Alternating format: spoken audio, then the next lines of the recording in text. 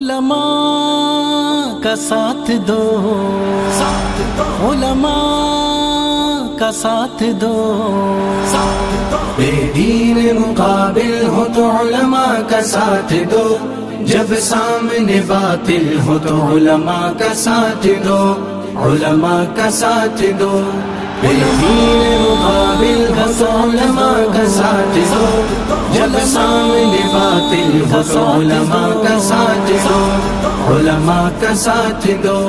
قرآن و احادیث کو دل کی نظر سے پڑھ، قرآن و احادیث کو دل کی نظر سے پڑھ، علماء کے فضائل ہو تو علماء کا ساتھ دو، جب سامنے باطل ہو تو علماء کا ساتھ دو، علماء کا ساتھ دو، مقابل ہو تو علماء کا ساتھ دو، جب سامنے باطل ہو تو علماء کا ساتھ دو، علماء کا ساتھ دو۔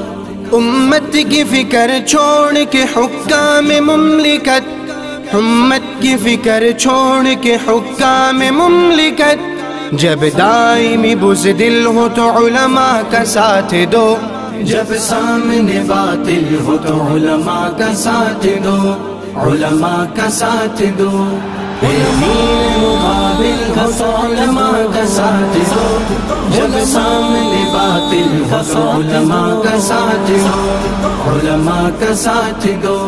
دنیا کی محبت میں پڑے رہبران قوم، دنیا کی محبت میں پڑے رہبران قوم، بے رغبت منزل ہو تو علماء کا ساتھ دو، جب سامنے باطل ہو تو علماء کا ساتھ دو، علماء کا ساتھ دو۔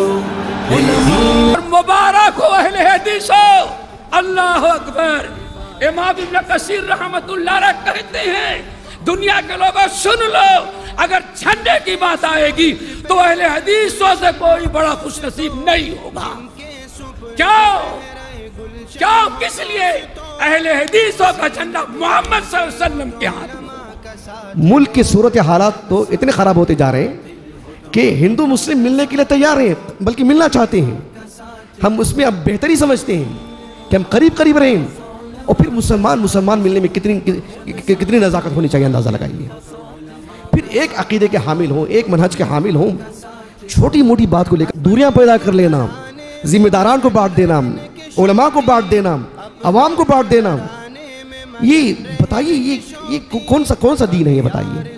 اللہ نے فرمایا والذین جاہدوا فینا لنہدینہم سبلنا، اللہ کے راہ میں جو لوگ جد و جہد کرتے ہیں اللہ تعالیٰ ان کی کوششوں کی قدردانی کرتا ہے، لہذا ان کی کوششوں کی بھی ہم قدردانی کریں۔ اللہ رب العالمین کا بے انتہا شکر اور احسان ہے کہ ہم اور آپ یہاں جمع ہیں۔